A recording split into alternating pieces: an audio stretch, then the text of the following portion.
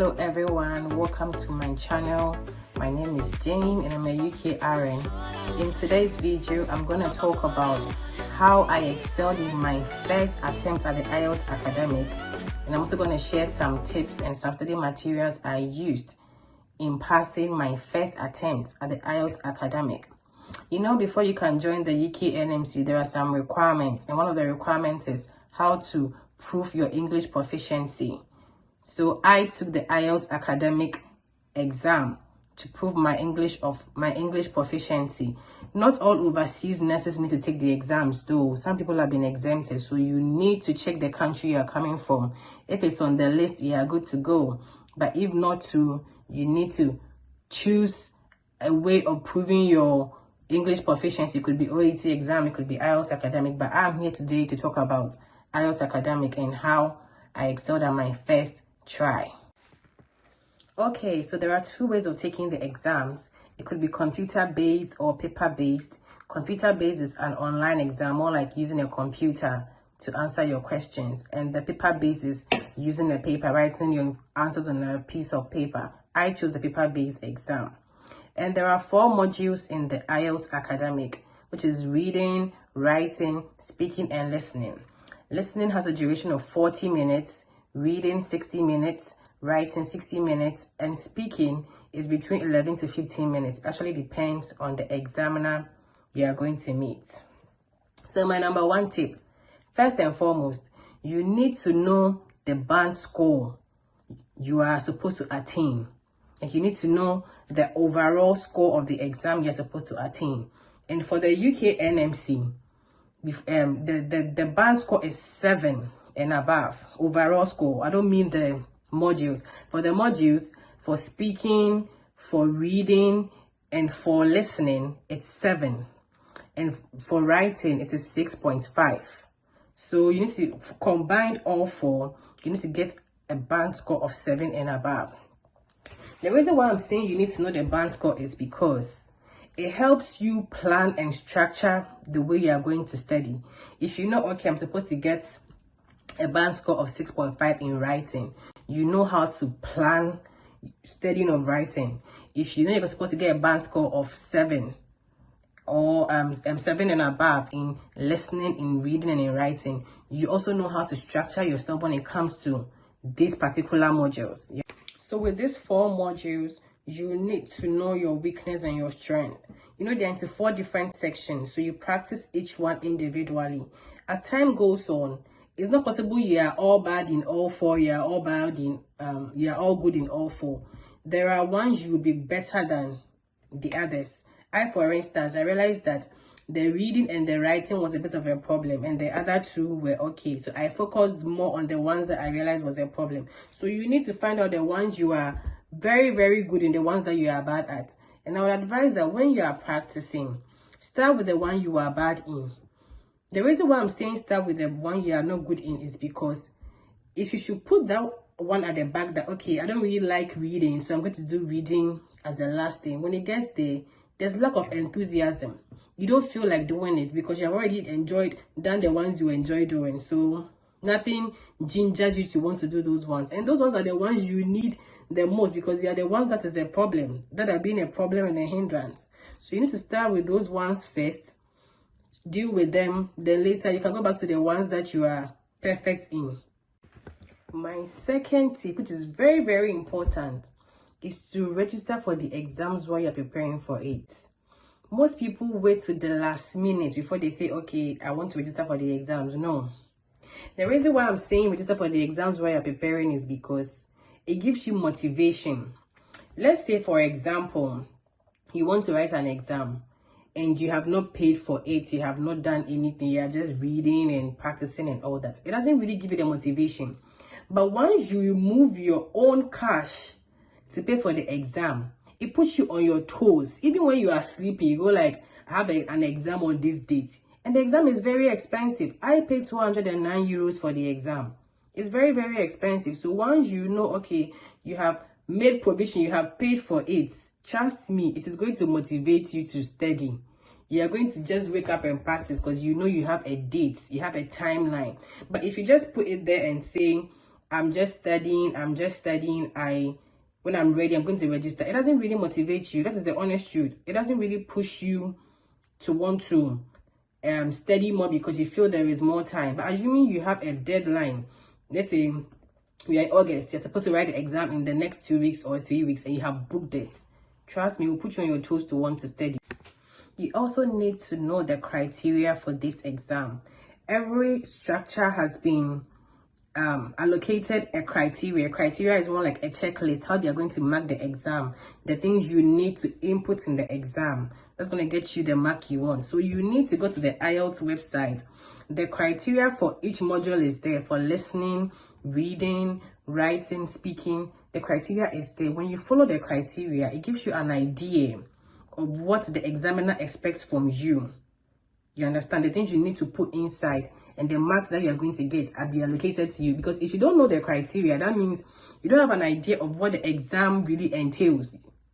So you don't really get much preparation. But if you know the criteria, you know, okay, speaking expects me to do this, reading expects this from me, writing, listening, and all that. So you know like how to go about it. You need to know the question types of each module you are going to meet. And you can only know this by practice. The only way you can know the type of questions you are going to meet on the exam day is by practicing. If you don't practice, you get there on that day and you're going to be overwhelmed. Trust me.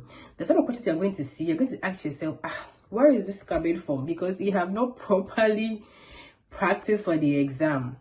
I want to use reading as an example. When it comes to the reading question types, there is matching headings, there is yes or no, true or false, not giving, and all that. So assuming you do not really prepare and you get there, you will see the questions and you ask yourself, where are these questions coming from? So each module, please try as much as possible to practice. That is the major important part about this whole thing. You need to dedicate time for yourself. I used 1 month and 3 weeks. There wasn't a single day I would never practice. Even if I was so tired and being out the whole day, I would just try to solve one before I go to bed. Practice, because that is the only way you know the type of questions you are going to meet and how you're going to tackle it. Also, you need to dedicate a notebook or like any book you use in practicing for the when you are doing your practice, you need to get a notebook. The reason why you need to get a notebook is because you need to watch your progress so that you can go back to review whatever you have done. Maybe today you got a score of, let's say 40 questions, you got a score of 20. 2 days before that you had 30. Today you're getting 35. You can monitor your progress and know how you are going. But if you should just solve the questions and you throw them away or you don't really save them properly, it's very hard for you to monitor whether you are going up or whether you are going down. It is very, very difficult. You also need to practice at like an undistracted place, a place where there is not lots of noise or disturbances or things that will pull your distraction. Because trust me, you need to practice like you are in the exam room on that day. Let me tell you something. The exam room is so different from what you practice at home or school or wherever you choose to practice. It is so different. If you don't train yourself to be strict with your time, it's not like maybe you are practicing and then you are watching other things, you are eating, you are lying on the bed, you are making calls, breaking through to go to the washroom. No, if it is 40 minutes, give yourself 40 minutes. Sit down, practice it like the day you are going to write the exam. If you don't do all these things and train yourself before you get to the day on that D-Day, remember, you're going to sit down for long hours to do both reading, writing, and listening. So I don't know how you are going to, because there's no break. They will tell you before the exam starts that this exam you're starting, we are not breaking for you. So if you choose to get up and go and pee or use a washroom or do anything, it's entirely up to you. Because they would have told you that you are supposed to know that you're coming to sit for an exam, so you need to prepare yourself. So once you are at home, you need to practice as a place where there is no distraction. Treat your room as an exam room you are sitting inside, so that you know, okay, like I'm giving myself a feel of how the exams will be. Also, never leave any question unanswered.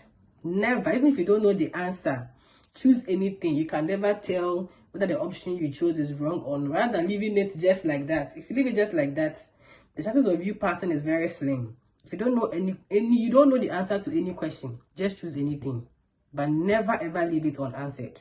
No.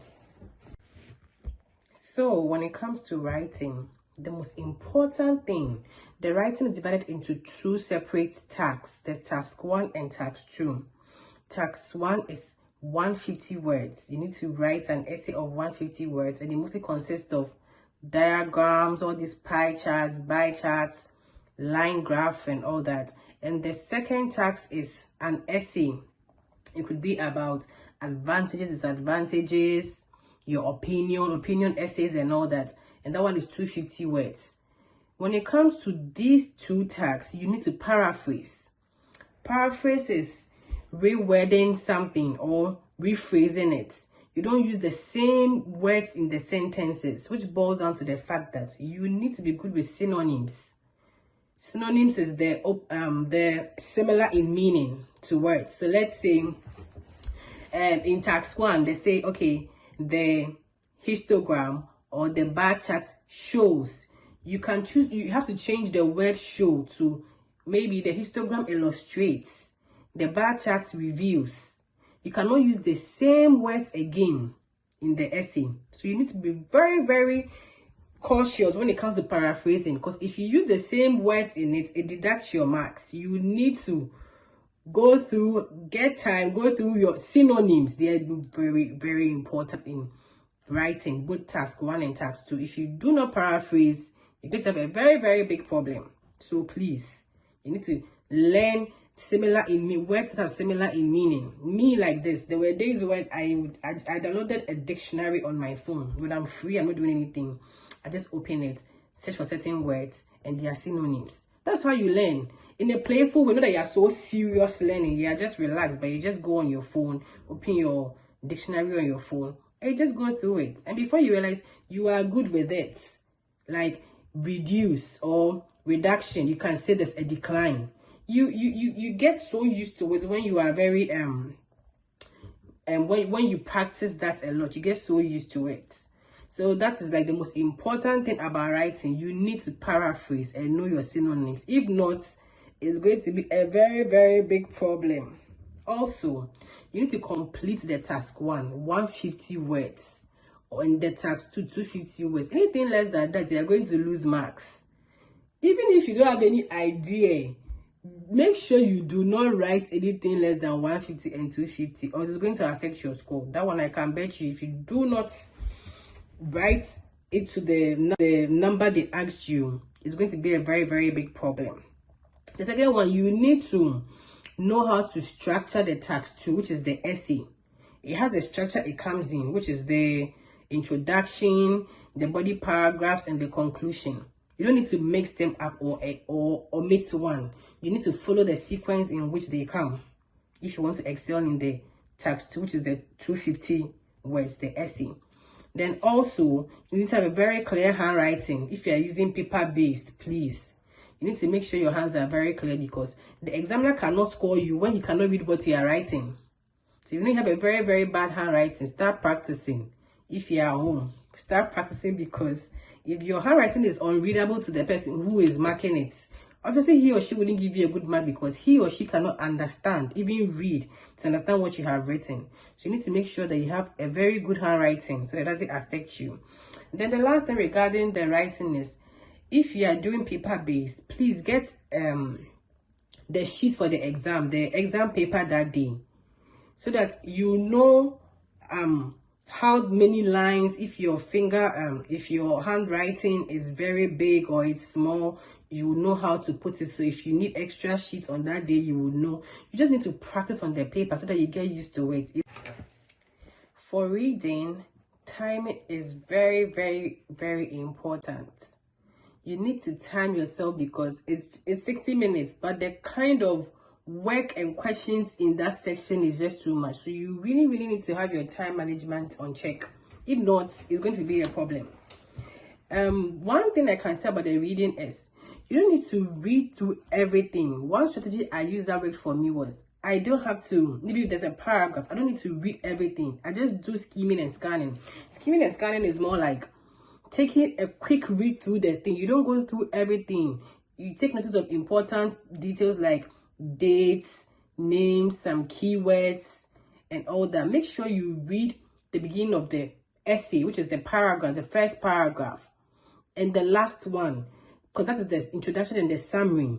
So for those you really need to go through it, that is where you might get bulk of the questions from. You don't need to read, because if you're going to read everything, time is going to beat you. Time is not going to be on your part. You need to adopt a way of scheming and scamming. You need to go through it very, very fast and know the most important keywords in it. And I think you are good to go. Also, with regards to the reading, you need to read instructions very carefully, because people make the mistake whereby when there's a place to put true or false, they write yes or no, simply because they did not read the instructions very carefully. They all look very, very similar. Yes. So you need to be very careful as to what they are asking you to do. Because if you do not read the instructions very well and fine, your answers might be correct, yes or no. But they are not asking you for yes or no. They're asking you for true or false. So if you do not do what the questions are asking you to do, it's going to be a very big problem. Also, here too, synonyms are very, very, very essential, because the keywords you see in the passage is not going to come the same way in the questions. I don't know how to say you should understand. Maybe a keyword is something like increased. It will not, when it comes to the answering aspect and the asking you a question, it will show us maybe it rose up. It won't come as increase. So you need to know the synonyms as well of most of the keywords in the passage. Synonyms are very, very important when it comes to reading, because it's like more like a paraphrase again. You understand?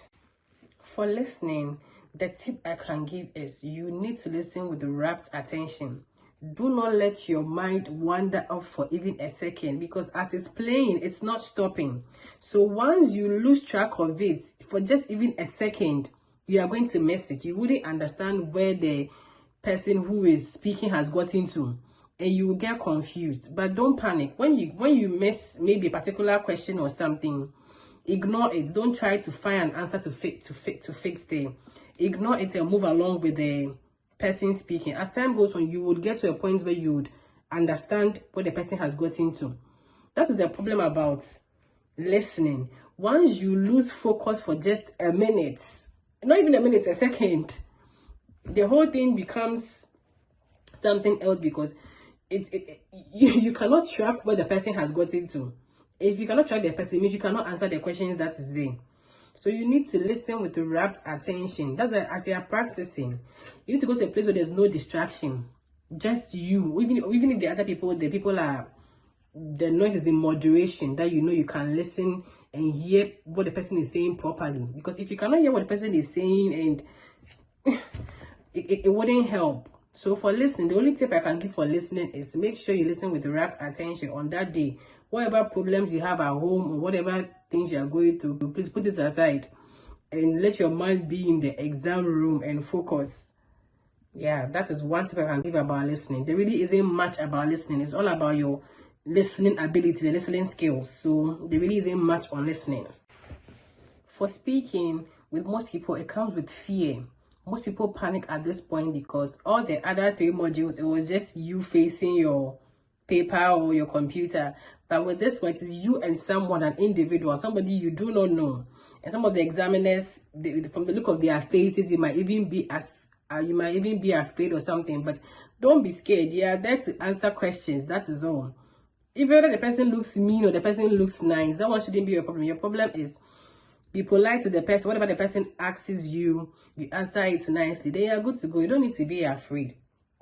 And also with regards to the speaking, you need to practice reading aloud when you are home alone. When you are practicing, you need to practice speaking aloud. If possible, time yourself and record yourself, because when you record yourself and you go back to look at it, you realize the mistakes you made. Okay, I shouldn't have said this at this point.